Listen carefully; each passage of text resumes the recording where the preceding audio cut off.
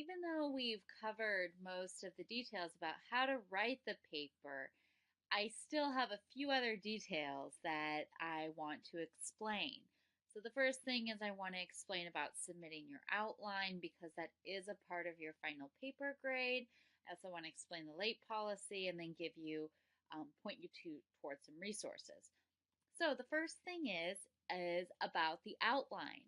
And with your outline that you submit at the end, it's important that your outline matches the paper you submit. If it's different, if it's really different, then you will lose points. So you may be thinking, well, then what do I do from here? So I want you to look at your outline, and then when you finish your paper, I want you to think about, like, does your outline match the contents of your paper? So it's possible that what you submitted as an outline week 13 is going to be different from your final paper. But maybe it's the same. Maybe you've kind of stuck to that outline.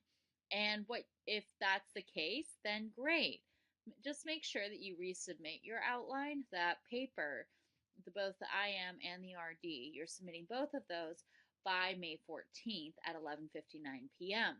You have a few different ways that you can do that. You can submit it online, in person, or turn it into my mailbox in Storm Hall West 214, which is the linguistics office. So many of you might be writing a paper that's different from what you submitted week 13. And if that's the case, what you should do is redo your outline so it matches your paper. So there's as I'm reading your paper, I can see that your outline follows the structure of what you've written. And I want to let you know that you do have some flexibility with how you write it.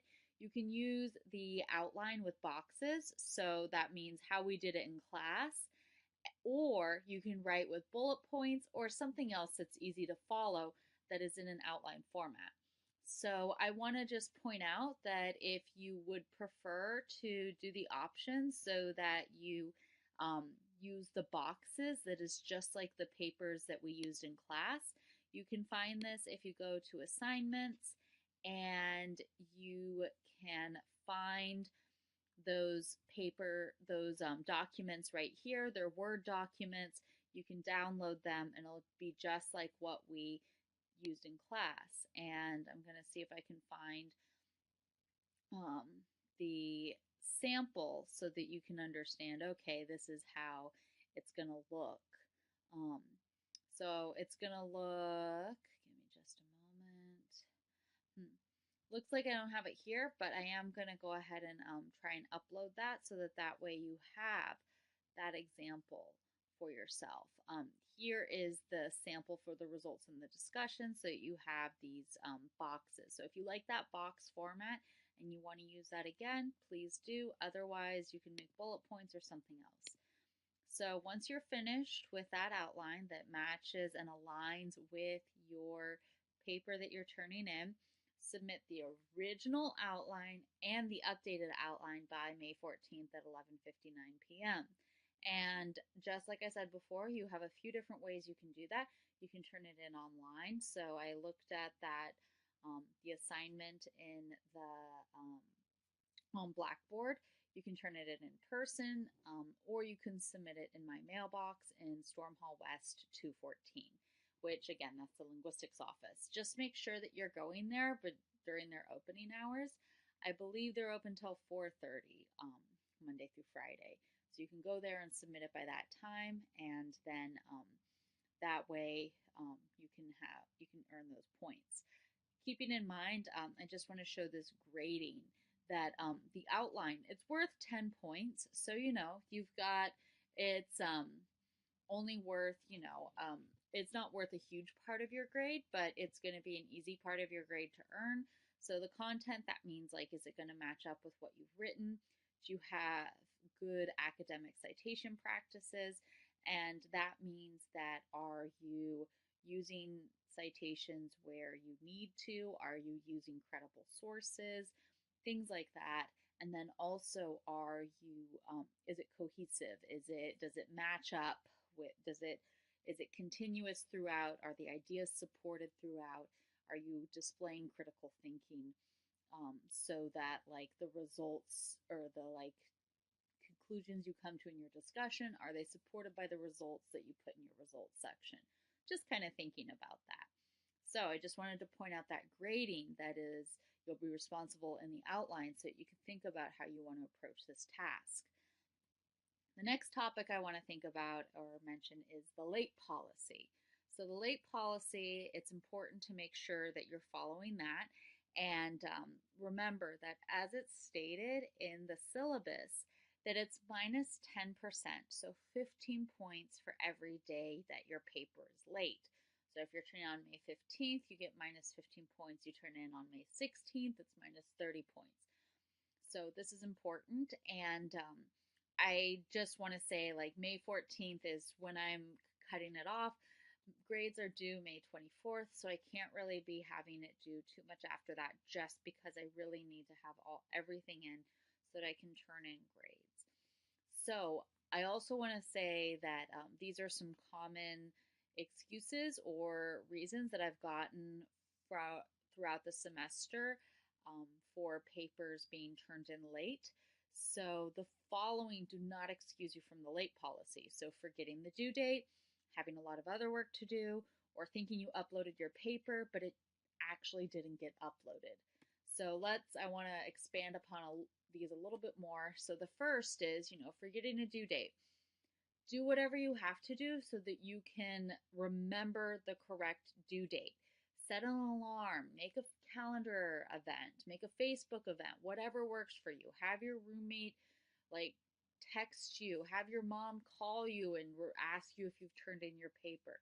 Whatever works. So this is, if you don't have those habits already, it's a good time right now to develop those habits so that you're staying on top of these deadlines. So the next thing is thinking about, maybe you have a lot of other work to do. You have papers or finals or things. Well, of course you do. It's finals. There's a ton of work and tests to do.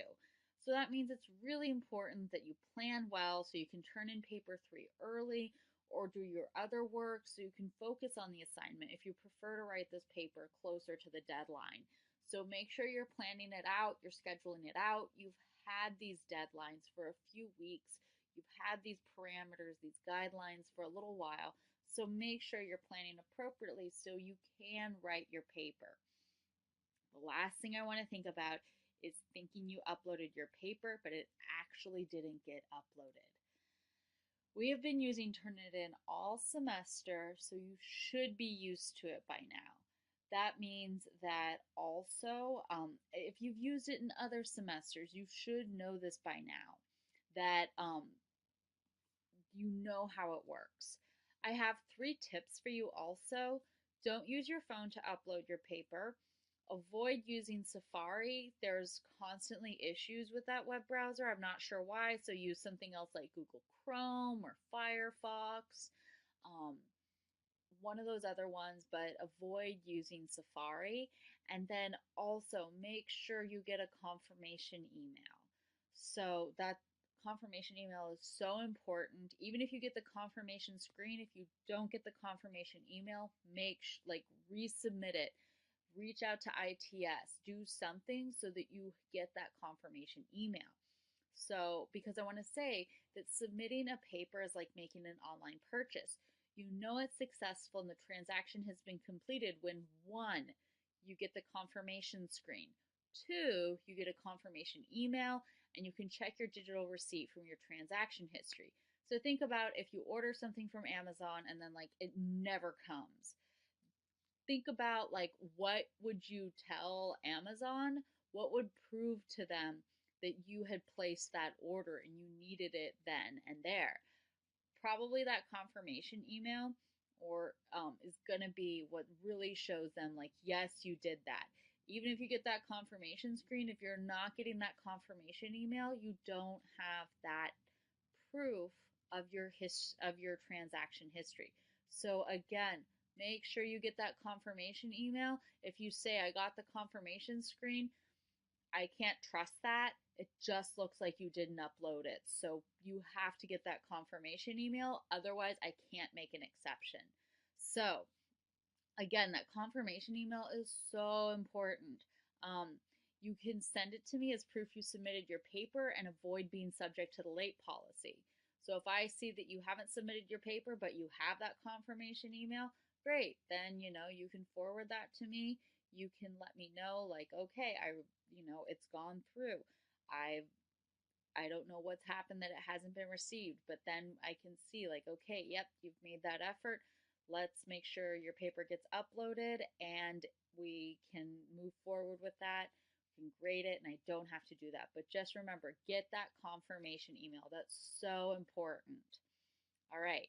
So, this last thing is I want to point you to resources that are going to be really helpful. So, there's a few different things that you might be having trouble with. The first is finding articles. Um, Reach out to the San Diego State Library. I've included a link on this slide where they kind of direct you. They give you some sources and also show you who you can reach out to. That's literally the job of the people at the San Diego State Library, is to help you find good resources. So again, they can't do all your work for you. So if you come in with specific questions for specific parameters about what you need to find, they're going to be really wonderful and really helpful. Another thing is creating citations. That can be kind of annoying and kind of pesky, but there's a link on this slide that to a page that the SDSU library created about stress-free citation help. They give you some recommendations for citation generators and other resources that you can use.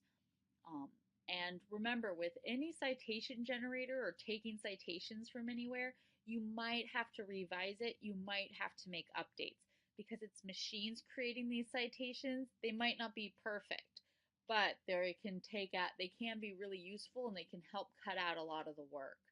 Another great resource for creating citations is going to be the Writing Center. So they're going to have people that can really help you make sure you're going through doing everything correctly. If you want to make an appointment with them to focus on that, great way to do that, and they can help you with that. Another thing you might be thinking about is revising your paper. So, again, the Writing Center is going to be really great for that. They can absolutely help you with improving your paper, going through correcting any of the parts that you have, things like that. I also recommend coming to office hours. So come to my office hours, and it's best if you have an appointment, but even if you don't, as long as you're coming during 2 to 3 o'clock, I can definitely see you. Also, there is the option to schedule an appointment outside of office hours. At this time, I would probably only be able to maybe meet on Wednesday or before class on Thursday, maybe, but it's going to, again, schedule an appointment if that's something that you think is going to be important. But please keep in mind, because I'm out of town, I'm not going to be available to meet Thursday after class, Friday, or any other time until the paper deadline. So keep that in mind. Another issue that might come up is using Blackboard. I get students asking me, telling me that they're having trouble with Blackboard, and there's nothing I can do about that. I don't have that information. I can't do anything. The people who are going to be able to help you with Blackboard are Student Blackboard Help. I get students asking me questions about using Blackboard all the time, and what I have to do is I just have to have them email the Student Blackboard Help. I can't help with that. So these are some good resources to keep in mind at the end of the semester for writing. And I had made some slides about submitting your paper, but right now the deadline, as I'm recording this video, the deadline for the optional first draft is passed, so we don't have to worry about that anymore. You're just going to be submitting it in the the assignment title IMRD Revision 1, and you'll be good. All right, and best of luck on your paper. Hope these videos help.